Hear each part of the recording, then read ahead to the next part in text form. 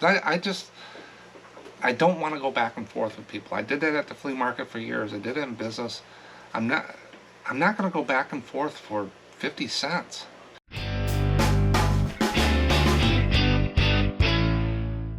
Hello and welcome to SMPostcards. With today's video, I got 4 sections. Right here's the agenda that I go through on the Monday videos. They're usually 45 minutes to an hour long. And today we got what's sold on eBay. I sold 11 cards.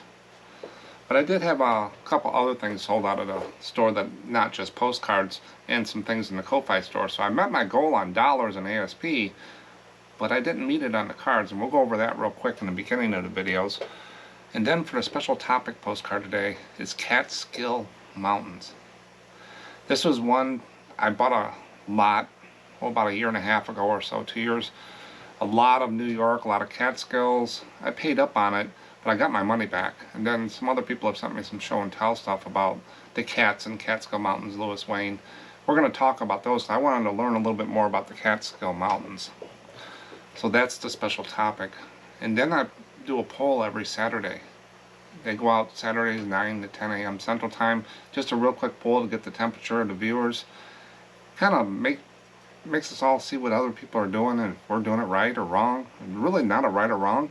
It's just, is there something different that I can do? And this one was, do you use best offer on $5 or less postcards? I was talking to a friend the other day. He's a reseller. They sell everything. They sell postcards, ephemera, a whole bunch of stuff. And I told him he knows I don't do best offer, and he thinks I'm missing out on sales. So I thought I'd throw this poll out there just to take another visit at it. Is this something I should be doing? I don't think so. I haven't been convinced yet on the lower value cards to put that on there, because I'm not going to fight for 50 cents. But we'll see what the viewers say and what the poll came out. And then in viewer comments. Got 4 comments today. One of them is, how did I fund my business when I started up? A lot of people start reselling and they think they should make money right away and stuff, and they wanted to know what I did. So we'll talk about that one. And I got a couple other questions in there I just randomly picked out. They'll always stick around to the end of the video because it's more ad-lib, just how my opinion and the viewer are asking questions. Might be a question you have, but everybody has questions. They always say there's no dumb question. There isn't, because I have questions every day on these things, and I learn every day.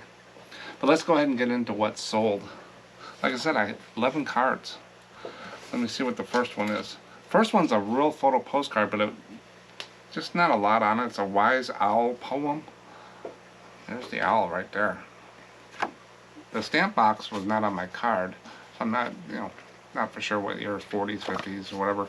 It's good condition. I got $4.75 for it. Couldn't really find any comps, so I just wanted to move it. Maybe someone else can do something with it. Next one I sold is Norfolk Western Railroad Station. Some railroad stations just don't do well, and this is one that comped out. It's posted, it's a linen card, and it's a railroad station in Portsmouth, Ohio. I only got $4.75 for it. Posted in 1943. Blue Boy. Everybody knows what the Blue Boy is. You're in the art. This is the Blue Boy. It's a painting on there, $4.75. Most art postcards I sell, unless they're really off the board, are $4.75. This is a Continental of the Astrodome. Continental cards I don't sell a lot of. I don't list a lot of them. Some people do well with them. I just tend to stick them in here and there. That's the Astrodome, $4.75. VIP College Apartments, University College, VPI University, and that's in Virginia, Blacksburg, Virginia. White border card, not a linen, unposted, $4.75. This one sold for $6.88. This is the YMCA Selma, Alabama. White border card, YMCA. I did a video about YMCAs. I bought a big lot of YMCAs. So I have a ton of them put up out there. Hundreds of them that I did. And this was one of them. So I got $6.88 for that card. But check that video out. This next card, whenever I have signs, I always talk about signs. Well, this one is some kind of sign, and it's in Nantucket. And the reason I bumped it up, and this sold for $5.75, I bumped it up $1 because of the bicycle. It's got one of those 10 speeds with the curled handles, and the girl looks like the 70s or whatever. And this is a sign at Gardenia's Corner on Nantucket Island.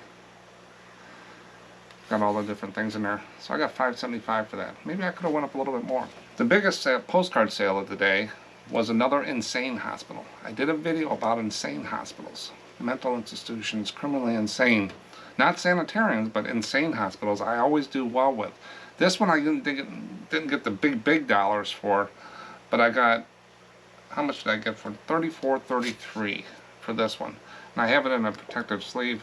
It's posted 1912 by the back. Looks like a little tint on there, coloring and stuff in there. That's why I have it in a rigid mailer. So this person paid $34 in there, and he paid shipping for this card. Now people say, well, that can't go eBay standard envelope because it's over $20. Now it's not over to $50 for a total order, but each item can't be over $20. And this is $34.33. So how would I ship that? I've showed this before. So the first thing I do is I got a lot of these little Ziploc bags. When I did action figures, these were my lifesaver. So I got a case of about 3,000, and I got another case over there. I used to buy them in bulk. So I'll put it in a sleeve and then a top loader, a semi-rigid top loader, and then I put it in a Ziploc bag just to use the bags up, and plus to make sure it doesn't get wet or anything like that. I'll try to center it, fold over the top, and then I also have a bunch of these little pocket bubble wrap things that I used to put action figures in. I'll put it in there, no reason to really seal it, and I'll put that in there. Then I got these 751 mailing boxes. You can get them on Amazon. I got links or eBay. I got links in the video description. A lot of links of what I use and what I show in the videos. If you ever look down in the description. But I'll put it in a box. These are great protection for a $34 card. Anything over $20 goes like this. I'll put one piece of tape along the side, stamp my logo. It's about 4 to 5 ounces, if that, to mail that out, Ground Advantage. So that's how that one will go. Anything over $20. A lot of people ask me, they fold cardboard, put in other envelopes, and then they said the post office says it's too rigid stuff. I just get away from it. I just put it in a box, and they paid shipping. It's calculated shipping on anything over $20. So that one sold for $34.33. So with the postcards, we'll break each one of these down. But I sold 11 postcards for $91.15, an average sale price of $8.29. So that's postcards. And then we'll do another breakdown here in a second. Then I sold a lunchbox, and that's not part of my goal. As you know, I collect lunchbox, 60s, 70s mostly. This was one I sold this from the 80s, 84. It's from the Thermos Company, and it's Fraggle Rock. If anybody grew up in those eras, that was, my kids and stuff knew Fraggle Rock. I used to watch, I think it was on HBO, but it's Fraggle Rock. Now with this one, you can tell it's newer. It's got a UPC code on it, but most of the lunch boxes will have a name of the company, and most of the time the date. So this is 1984, Thermos Company out of Norwich, Kentucky, or Connecticut, and it's by Henson Associates Incorporated, 1984. That's what this got, a good handle. It's in pretty good shape. A lot of them you're going to find dents and stuff like that. That's normal. If you find really good condition ones, those are even more. But what's special about this one also is I got the thermos. Now I sell them all the time without thermoses, and I'll buy the thermoses and I'll buy the lunch boxes without them. I still get good money for them because people usually have these, or they have the lunch box and they pair them together, or they just want the lunch box. But you always want to make sure you open it up and make sure you got the sippy thing or whatever inside, and the cup is what I look for. And make sure they match on there. Sometimes they mix and match the tops. But I have the thermos with that one, and you'll see a lot of listings where it says thermos or no thermos in there. Now, I have these other ones up here, like this one here. I bought this at an auction. Paid $45, I think, for this around that time, by the time I got done with the auction. This is Emergency. This was a TV show. And this is a special. Whenever I see these Adam 12 or emergency and stuff like that, I try to pick up. Now this one doesn't have a handle, but it has the clasps. You can find handles from other lunch boxes because they intermixed them and stuff, but I haven't done that. I just left it. This is in my personal collection. I haven't put this one up for sale. It does have the thermos. So if you see an emergency one, these can go for really high dollars, and I'm going to show you some comps. I'll show you 3 comps of what I found. Remember, I paid $45 for this. Most of the time I pay a lot more for these. 1973 Emergency TV Series Lunchbox, $382 with the thermos, and it's got, looks like mine. Mine doesn't have the handle. It's in pretty good shape. They will have some rust, patina, whatever you want to call them, a lot of times, but that hasn't stopped. I usually dunk them in water if they got dust on them. A lot of times they'll sit in people's houses and stuff. I'll just take some Dawn and throw them in some hot water, warm water, swish them around a little bit, maybe brush it off a little, and let them dry real good. And that's all I do to them. Most of the time I don't have to, but a lot of times you'll get that. But this one sold for $382 in February this year, or last year. The next one here is the 1973 Emergency TV show. This one does not have the thermos. I looked at the listing. $301. You're saying, well, that's like a $60 difference. Well, here's the thermos. Just the thermos is running about $67, $60 to $70. So that lunchbox right up there, without the handle, if I sold it like that, I could probably get $250 or whatever, $200 easily out of that lunchbox. But they go up and down. Most of my safe searches are on lunchboxes and stuff. I have a bunch of them, and I bought a bunch last year and there, but I've had that Fraggle Rock August of last year.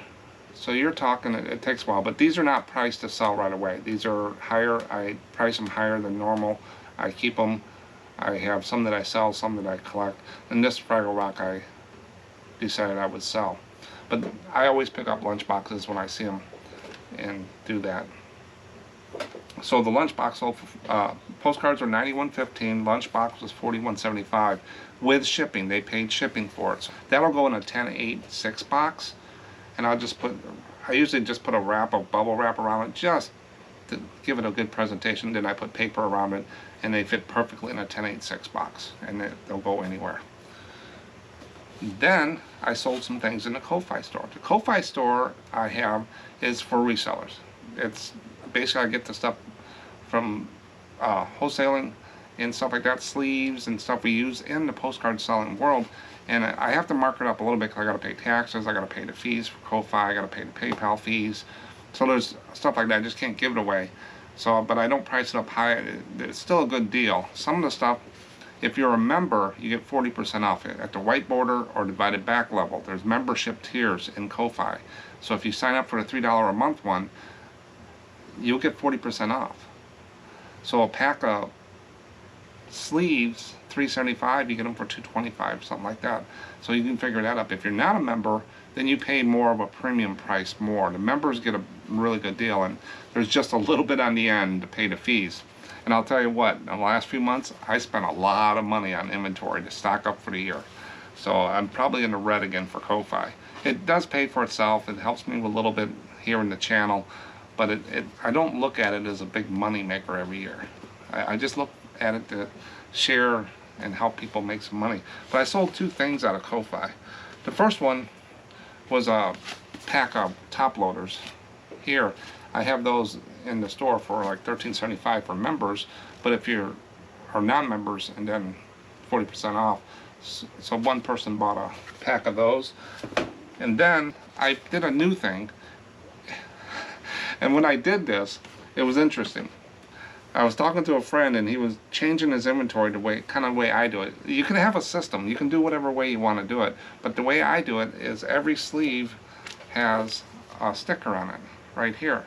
So I put a sleeve, and I put a sticker on it. And I reuse the sleeves and stuff like that. So I just look for the number, and then I verify the card. Some people use a divider. Some do it by state. Some do it by city, Chrome, different things. But my friend wanted to change it up, and we were talking. I said, wow. I print these things out all the time. I wonder if anybody, instead of buying a $200 Dymo printer, they buy 3 rolls of labels. I can just print the numbers for them. So I did this. You get 3 rolls, give me your, and you choose the starting number, whatever your inventory is at, and I just spit out 1,500 labels on 3 rolls. Well, I did that. I said, yeah, I can sit there and roll these up. The first night I sold 4 orders, 12 rolls of 500 each. I had to sit there and do this. And I'm wondering, what did I do to myself? And I yelled at my friend, he was supposed to protect me.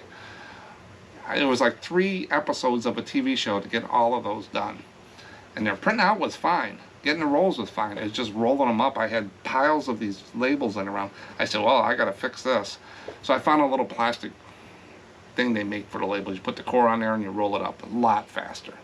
So I don't make a lot of money on those, but I thought I would. It's a service that I can do. So if you want labels, instead of writing them out, I did that years ago with a roll of masking tape, and I put the number on it and rip off a piece. Well, you can screw up. Anytime you put a human involved in something, we're going to screw it up. Let the computer count. These are 1 inch by 1 inch labels.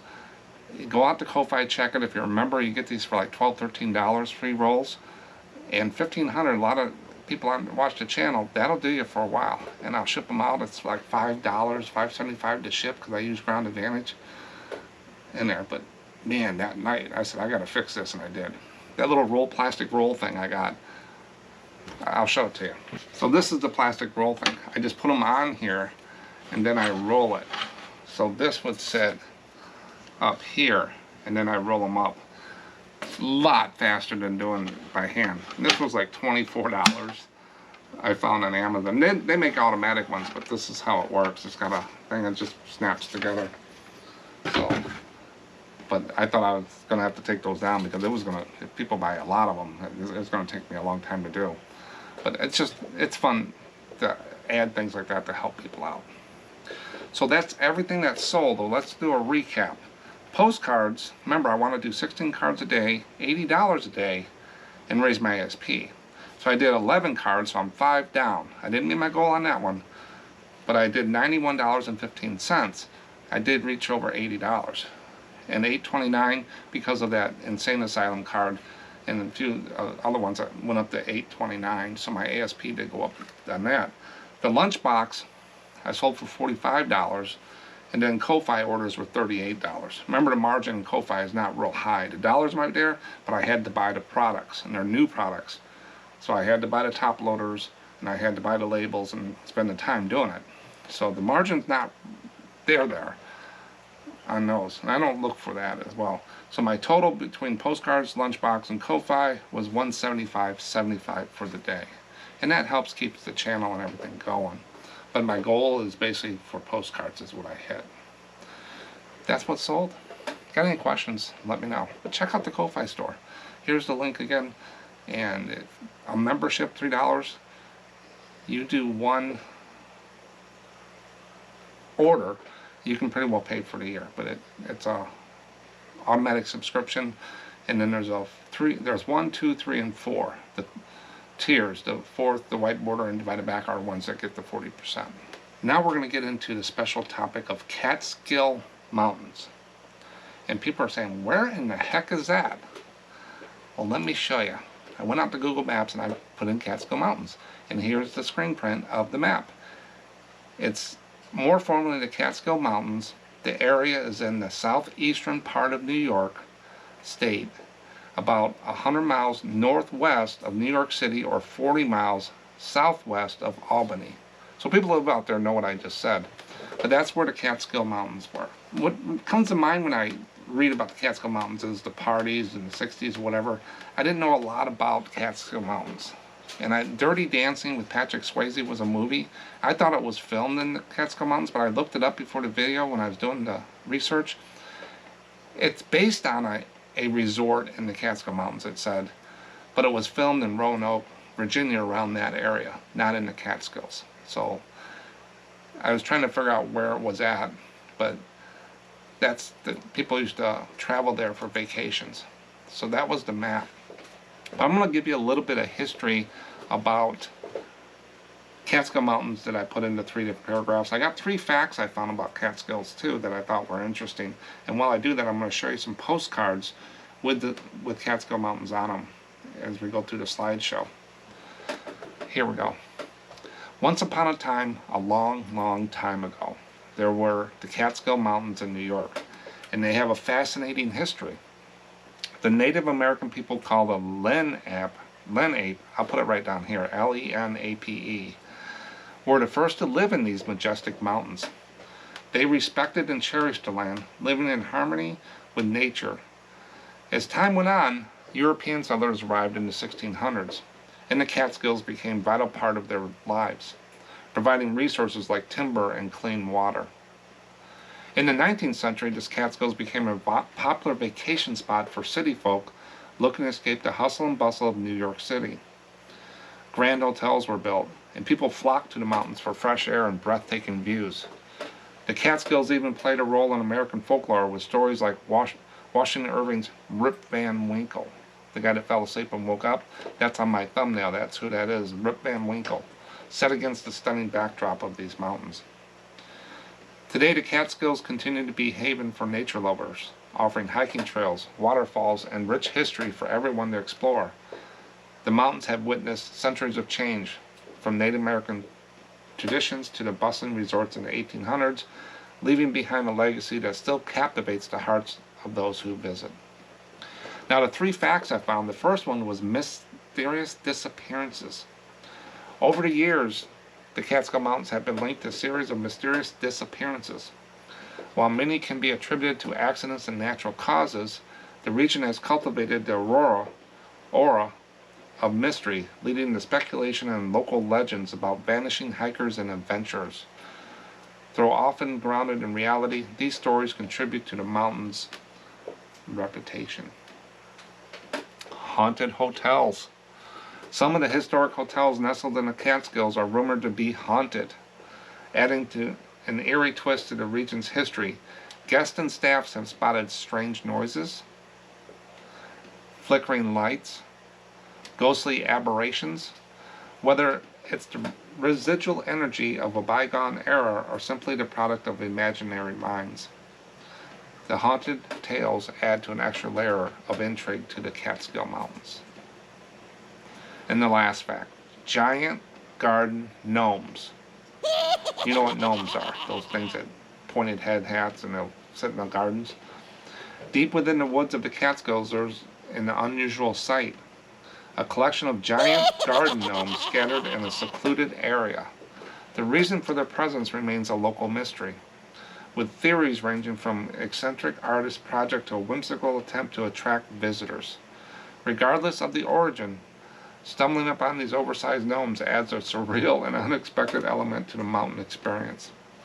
So there's a lot of history about the Catskills I learned. There's a lot more to read about. This is just enough to get your curiosity up, show you a few of the cards, so when you look through them, Catskills, stuff like that. But now we're going to get into the sell-through rate. Remember what sell-through rate is. Sold divided by listed times 100 gives you a percent. How many cards are moving through the system? Not price, not promoted listings, not sell similar, all these other hacks people do. That will help sell-through rate or not help sell-through rate. Might give you a short time gain, and you got to keep doing it, or it gives you a long, different things. This is just how many cards are going through it. And how I do it with postcards, and this is just what I do.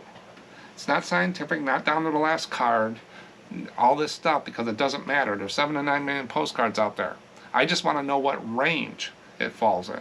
So when I'm looking through a box of white cards, you can't sit at a show and comp everyone, because you'll be typing forever and you only get 3 cards an hour. It's crazy. I've seen people try to do it. Now, when you find a couple of them, you can comp them and stuff, but you gotta just get through and get home with them and see what you got. Sometimes you miss, sometimes you do well, sometimes you do very well. That's the whole fun of it, is use your experience. The reds here are like, Cypress Gardens, Mountain Burning, and stuff like that. They'll sell, but they're very slow, if they sell at all. Not a good chance of them selling as much as the other ones. The green, the average and high, 4 to 10% is what I look for all the time. They're the ones that pay the bills. They're the ones that move. I price them to sell, not the top dollar, not the low dollar. Right down the average price, so I gotta get them for a good price. The high and very high I'll pay a little bit more for, but the average cards I don't pay top dollar for because I get average price for them and they have an average sell-through rate. I'm gonna sit on my money. The high and the very highs will move a little quicker. You got a better chance, and that's what this does. It's just a target. And then the very highs, some real good real photos, Wiki Watching Mermaids, some McDonald's, some Disney's, stuff like that, train stations, different things that go very high. And those you will find while you're looking through the average, and you try to stay away from the red ones. I have Mount Vernon's in there. I have Niagara Falls, Cypress Gardens. I need to have a variety. I need to have stock the shelves. Every grocery store has a shelf that's kind of dusty. They just got a variety. I walked to the produce section. Who's going to buy some of this stuff? It's just, you got to have a variety sometimes. And sometimes they're just lost leaders. So I do have some, but I don't list Mount Vernon that much anymore unless it's unique and I haven't seen it before. Or Niagara Falls. Even the ice caves I don't do anymore. Night scenes most of the time, but not Niagara Falls, glowing falls I don't. So you get to learn that from experience. So I went out there and I put postcard Catskill Mountains. Came up with 394 sold, divided by 4,200 listed. So either people are not putting these in item specifics or titles, or they're selling faster than they're put up there. There's just not a lot of, the demand, supply is not real big. But it's a 9% sell-through rate. It's in the top part of the high. So these are good cards. They're going to sell, a better chance of selling than the average cards. But you got to see if that 9% is something you want to go with your gut and go to a show, or looking online or buying a lot. Is this really 9%? Is it really high? To help with that, to educate yourself, you take and you bump it up against a few other things. So I did Catskill Mountains, 9%. Then I did Rocky Mountains, Postcard Rocky Mountains. That came out to be 5. Then I just put mountains. There's 190,000 mountains postcards with the word mountain, either in item specifics or title and stuff. 5%. And then the White Mountains, New Hampshire, is another one, 4%. So they're, out of all the mountains, Catskills get a little bit bump.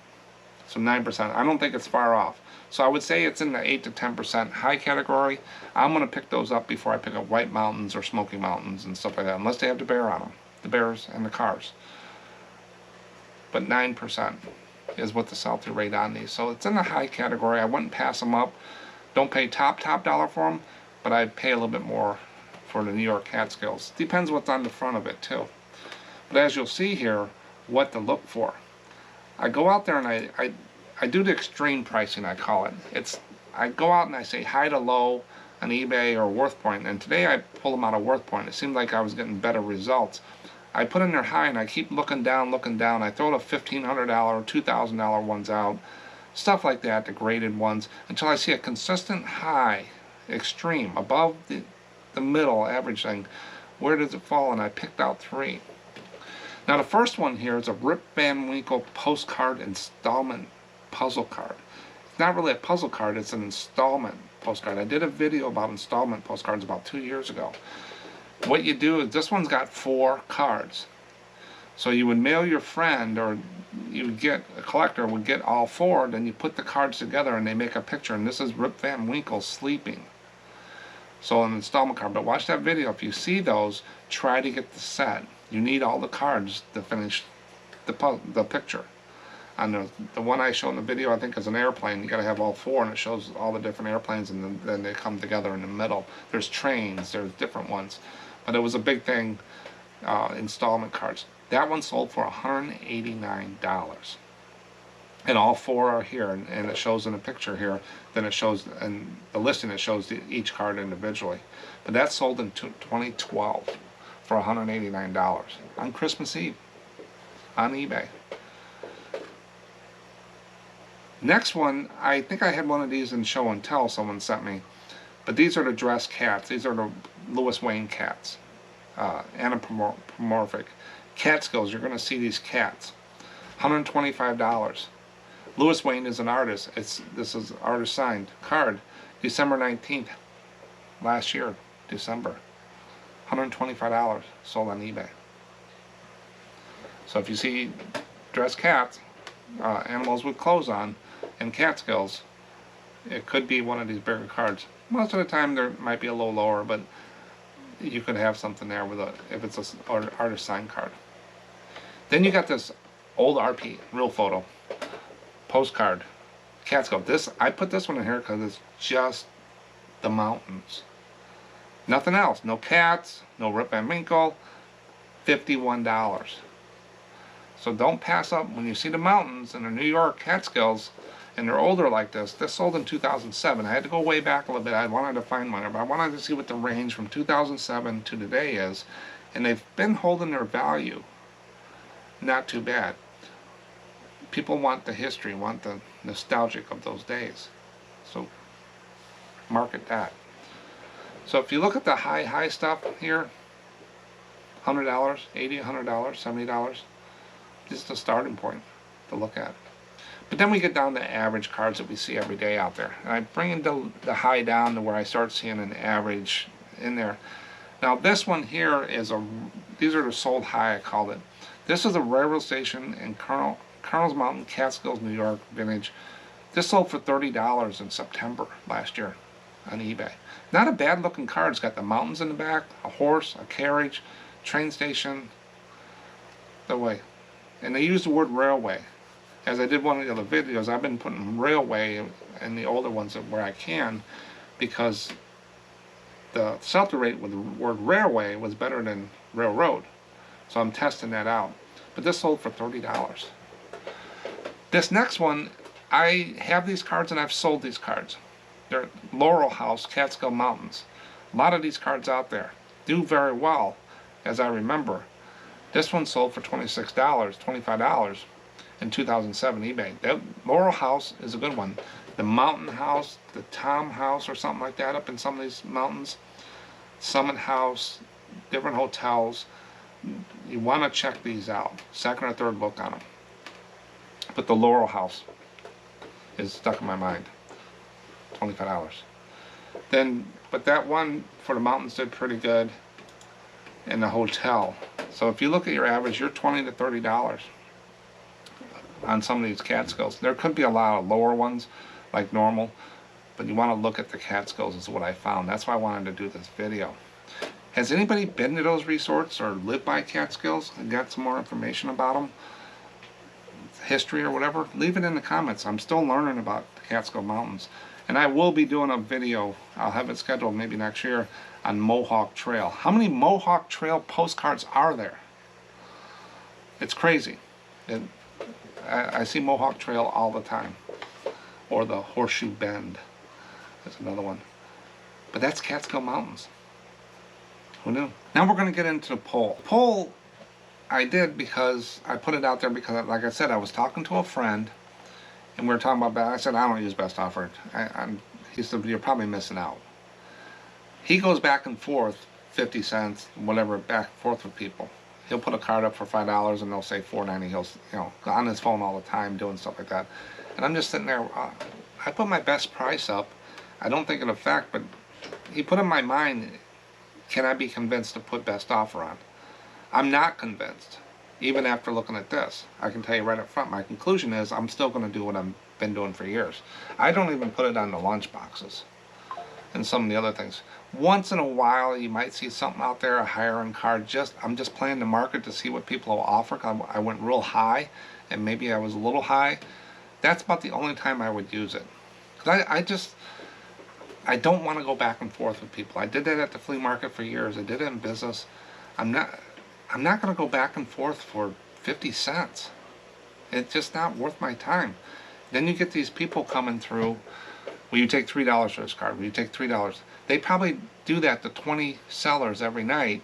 And if they can save $1 on each one, they've saved $20. I can see why they're doing it. I give them credit for it. But a lot of times, I just block them. If I think of it, want to take time, or I don't respond. I just delete the message. I'm not going to get into a conversation about 50 cents or a quarter.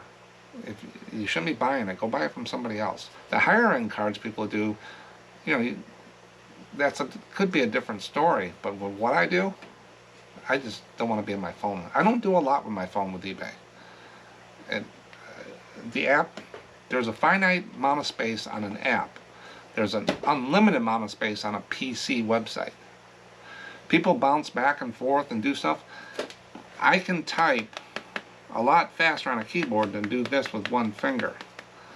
Or people do different things like that. I'm from that era. I'm just a keyboard person with 2 screens. But people have their own thing. A lot of people will die and jump up and down about their sports team fans, and they'll die up and jump up and down about phone or computer. What do I use? Use the app 100% or the keyboard. It's just whatever works for you. I don't care, but I just don't. I'm not a phone guy. My phone is a smaller screen because I don't want to put a big screen laptop in my back pocket.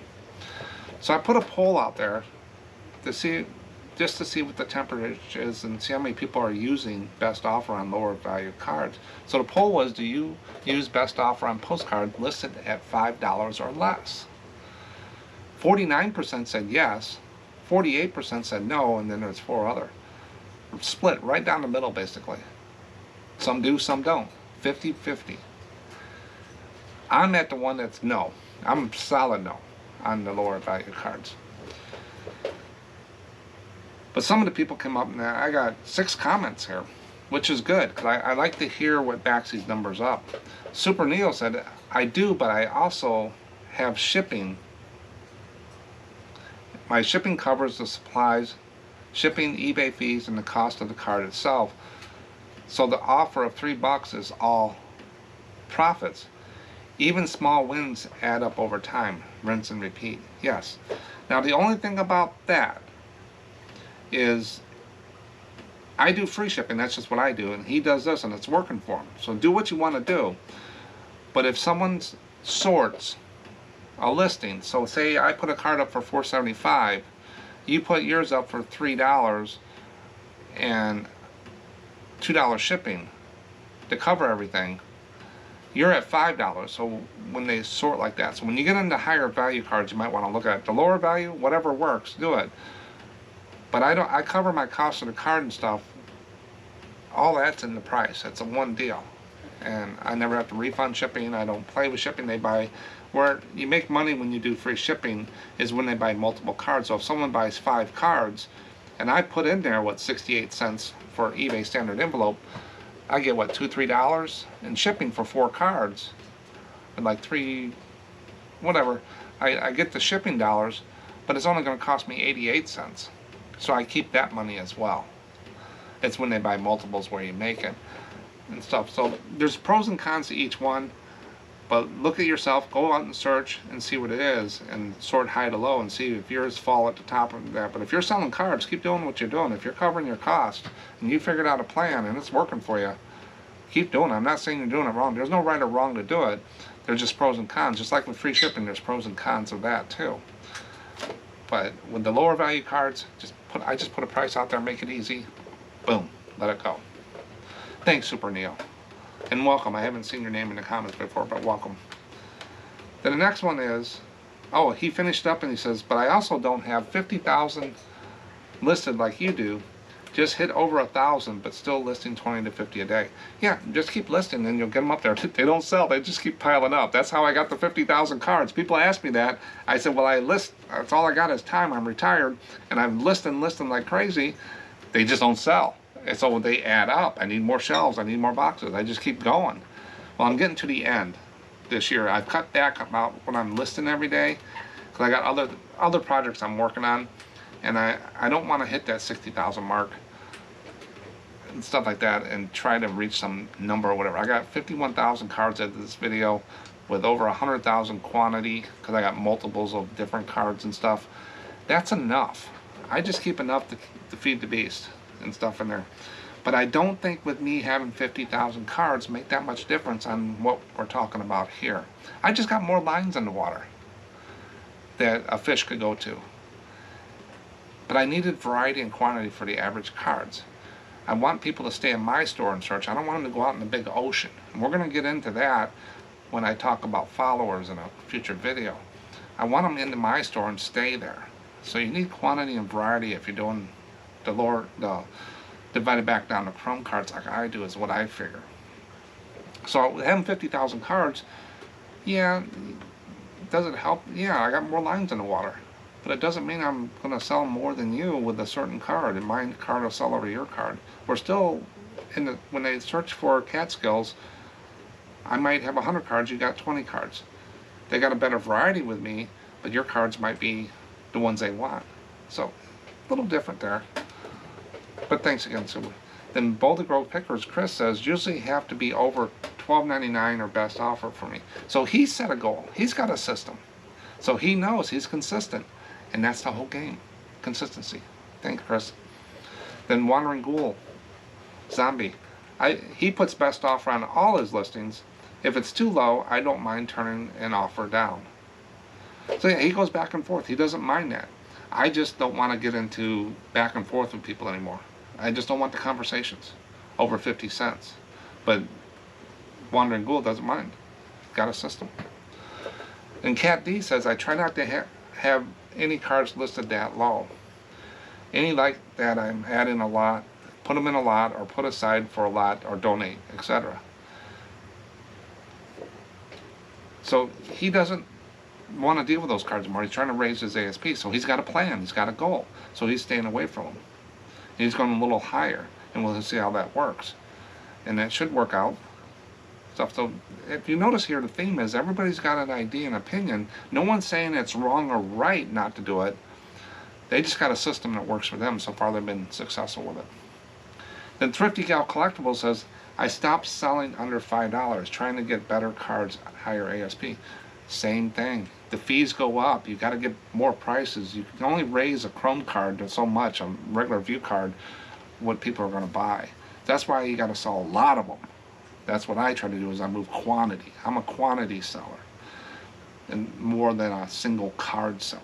My model is that, and it's worked out for me well. But anybody trying to raise ASP, they're going to source. They're going to pay a little bit more for them, but sometimes you can get the cards for the same price you before. If you just get more selective, you'll become more aware. And that's what I think everybody's doing. Thanks, Thrifty. Then trying to learn this, I got all my postcards for 6 cents. It's not greedy. So go to Halloween and want some candy and you don't grab the whole bucket. You know, he's just trying to sell postcards. And that's what it is too. You got to buy them right. Most of my cards, I'm under a nickel. So I got a lot of room. If you buy these cards for $1, 75 cents to $1, some of these average cards, you have no room to be taking offers and stuff like that. And to sell the cards, your percentage goes down. If you promote a lot, if you put sales on, if you're not shipping as efficiently and not cheap, but the most efficient way, the margins. If you're using the heavier envelopes, trying to do stuff like that, reinvent the wheel, or you're putting everything ground advantage. I'm still getting emails. People think that ESE is bad. eBay standard envelope, they want to use ground advantage. Go right ahead. It's finally, I'm just at the point is, no one's going to buy a $5, $6 postcard plus $5 shipping. $4 or $5 shipping, $10 for a card that they can go out and find hundreds of them on eBay for $3, $4 free shipping. So, but that's the poll. They go out every Saturday, and it stirs conversation like that. But I'm not convinced that I should put best offer on lower value cards. But these people have got a plan, and they're doing it. Thanks everyone for participating. Now I got 5 viewer comments today. They'll go pretty quick. These are comments come from eBay, YouTube, email, different things. If you want to send me a comment, you can put it in the video. I consider them public because it got your name on it. Everybody can see it. If you want to send me something private, just put it at contact@SMPostcards.com and we can talk there. I've gotten back to everybody, I feel. If I haven't, send it again. Try not to leave me messages in eBay. I cannot reply like I want to reply in eBay. They don't allow you to put stuff in there. Most of the time I'll have you comment on a video, then I'll in the video tell you to go leave me an email. So we always end up in email a lot. So eBay, try not to do that. If I don't get back in eBay, it's probably because I can't. But when I pull the comments, I just pull them randomly. And when I look for stuff, and if I see a good one come through, I might save it for a video. It's just whatever spurs. But the first one is, it was interesting. This goes way back. How did you fund starting out reselling? How did I get the money to start up? I started 10 months ago and still struggling. Any tips? My situation might be different, but I don't think it's different than a lot of people. I was still working a full-time job, a well-paid full-time career, and I was working from home. For years I worked on the road, all over the world, different things. And then I settled on a company.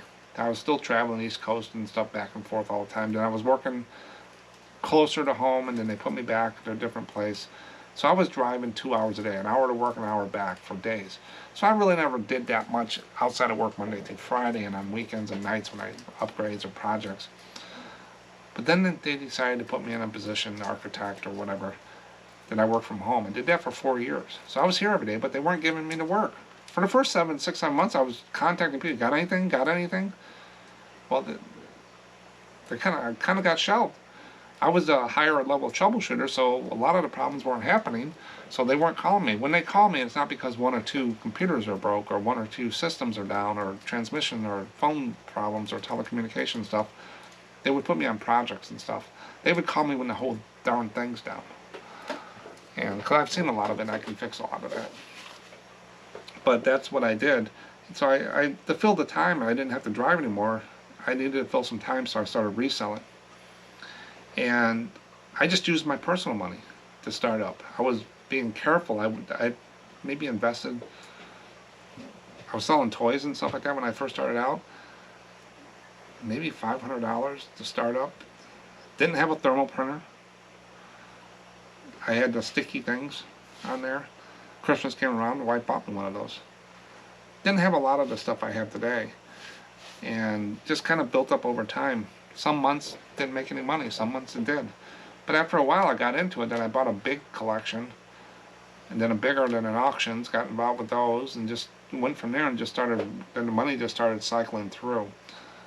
And there, so you want to have a capital investment. To start up a business, most of the time the first year you're not going to make money. Reselling, you can make money right away if you buy it right. But how did other people start out? Did they, you know, during the lockdown and stuff like that, a lot of people lost their jobs and this was their livelihood.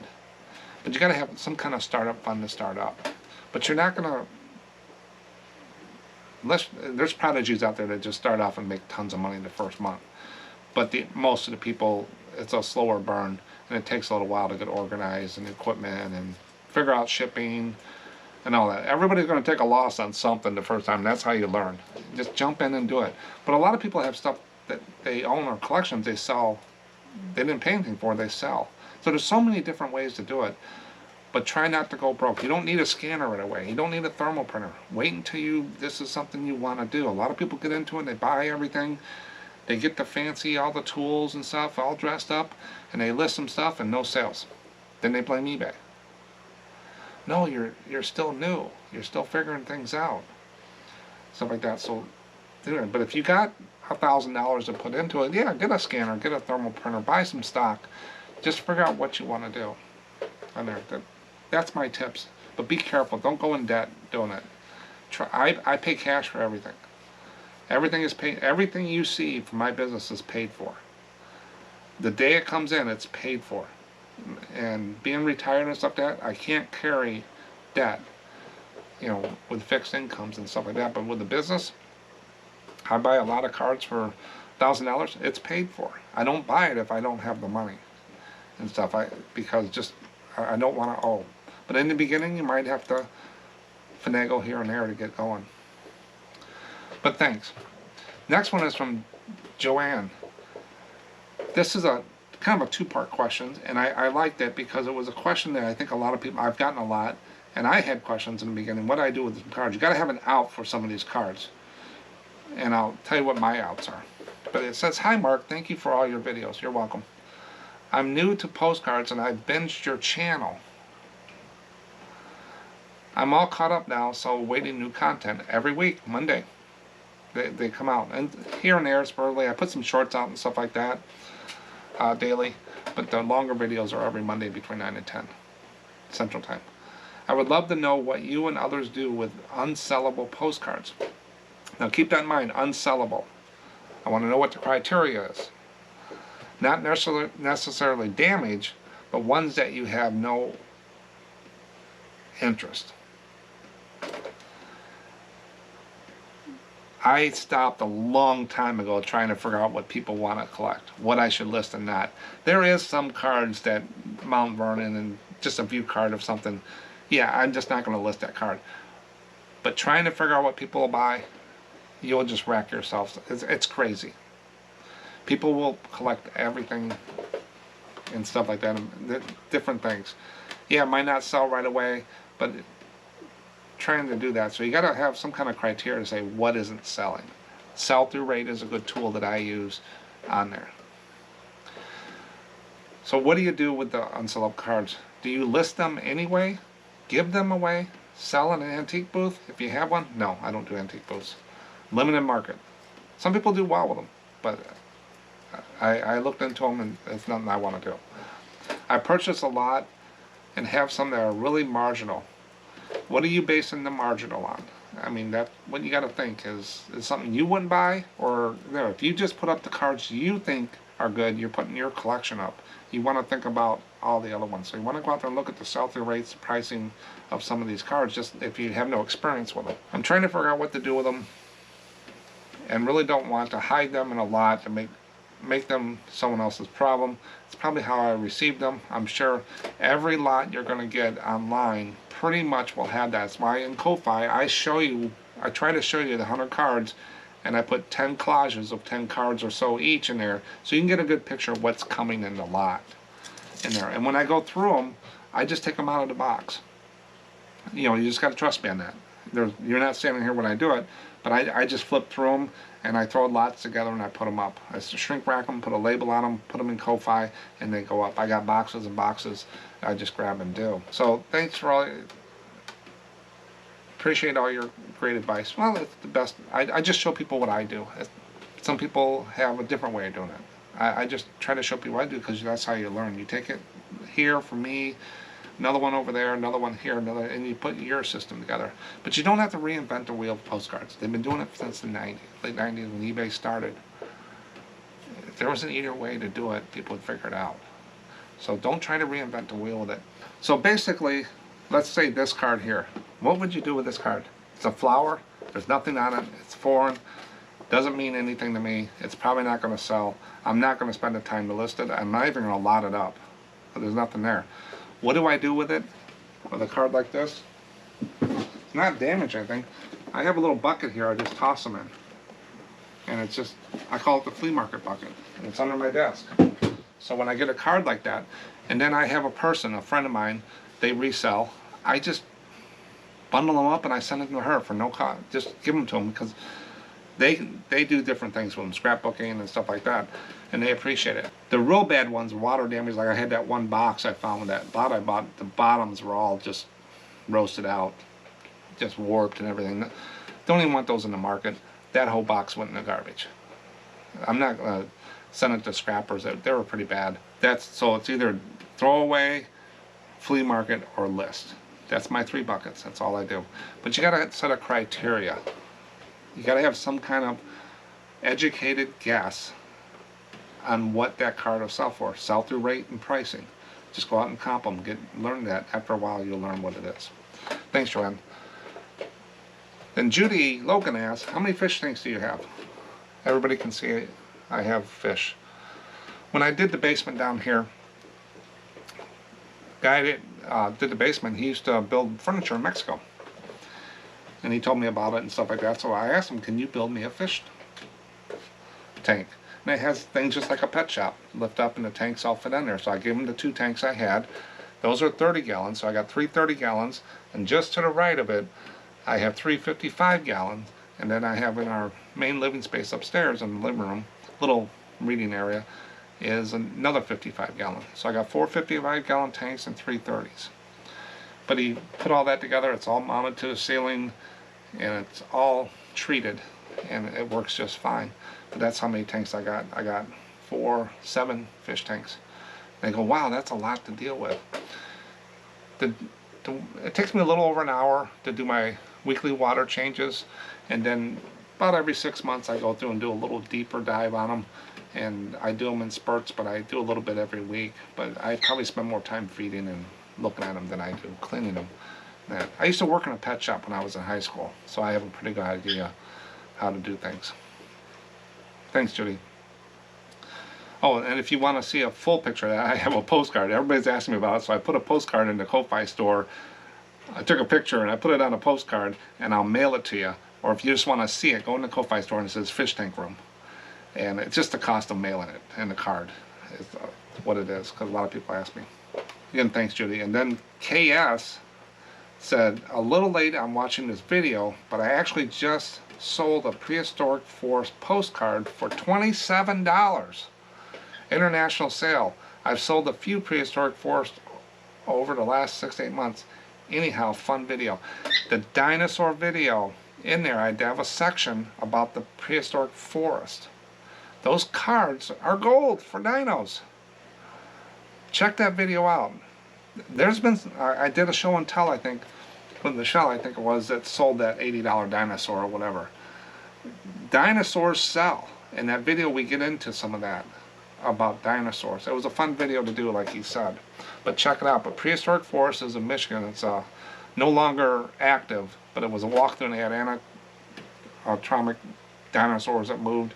They were on the paths, but it's not there anymore. It's there, but it's not open. And but that's good. You sold $30. Some people put those, not even list those cards. So there's something there with dinosaurs. Check out the Catskills. Got a story about the Catskills? Please leave it in the comments. You got any memorabilia you picked up from like Catskills or anything like that? Send it to me in show and tell, and I can show it out there. I love learning about like Catskill Mountains and stuff like that. And I will do the Mohawk Trail. I got it written down because I got into a batch of Mohawk Trails the other day on there. But check out the lunch boxes. They're not a bad thing to get into. Here's some more fish. Thanks for watching. I'll catch you on the next one. Bye.